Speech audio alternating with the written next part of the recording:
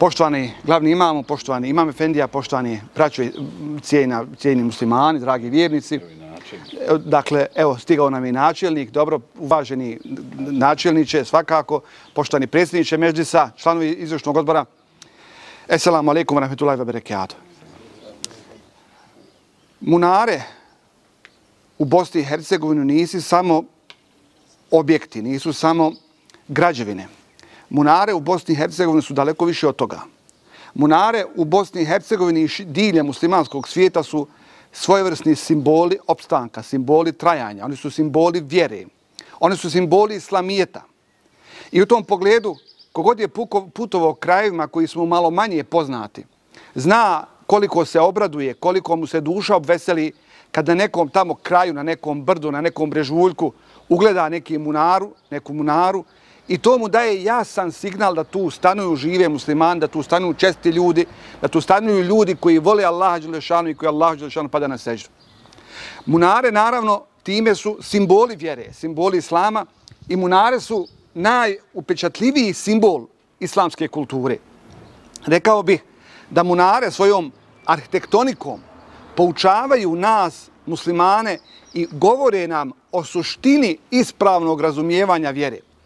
Jer vidite, kad gledamo kako je ova munara zatemeljena, kako su čvrsti temelji ove munare, mi kroz to prepoznajemo koliko je važno da budemo, da s obje noge čvrsto, stameno stojimo na ovom bosanskom tlu, stojimo na zemlji koja je naša domaja, stojimo na zemlji koja je naša prapostojbina. Ali isto tako, munara ne može ostati ovdje.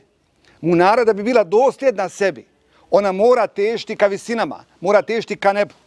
Tako i vjernik. Naravno, mi znademo da je ovo mjesto gdje mi mezre, mjesto gdje sijemo za ahiret. Ali isto tako znamo da ovo nije naša trajna postojbina. Mi smo ovdje putnici, privremeno stanište i sa tog staništa mi stremimo, idemo ka ahiretu, idemo ka Allahu dželešanuhu, idemo ka višim razinama. I u tom pogledu, naravno, ova munara je škola, jeste poučak, jeste sukus, ako tako mogu da kažem, cjelokupne filozofije islama.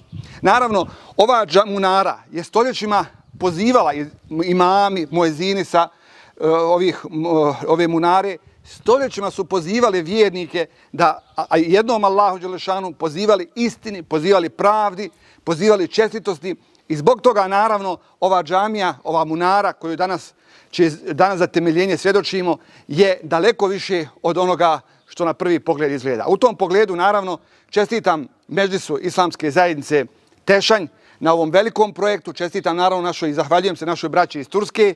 Ovo je nama važno, dakle, praviti munaru ovakvog tipa, da znate, staru munaru, daleko je složenije, daleko je kompliciranije, daleko je zahtjevnije nego praviti nove munare, ali baš zbog toga je ova munara vrijednost. Ona je trajni simbol našeg postojanja, višestoljetnog postojanja na ovom području i time, trajući stoljećima na ovom području, na ovom prostoru, mi posvjedočujemo i čvrsto i jasno kažemo da ćemo ovdje, ako Bog da, ostati do sudnjega dana, da će se s ove munare vjernici pozivati do sudnjega dana Allahu dželešanu, da padnu Allahu dželešanu na seždu, da se, kako kaže ovaj kuranski ajet, da padnu Allahu dželešanu na seždu i da se nikoga ne boje.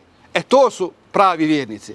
I ja znam da je Tešanj pun takvih ljudi, znam da je Bosna i Hercegovina puna takvih ljudi i zbog toga mi je uvijek drago kad se munare uosovljavaju, kad se munare prave, ali munare koje su zaista autentični izraz naše volje, želje, htjenja, a ne kako ima pojedinih slučajeva, istina iznimno rijetkih, da se prave munare iz inata, iz želje da se dokaže nekome. Mi se nikome ne treba da dokazujemo, samo Allahu dželešanuhu i samima sebi. A sada da proučimo dovu. Vema arsalnake illa rahmetil alemin. Euzu billahi mine šeitanir racim. Bismillahirrahmanirrahim. Elhamdulillah.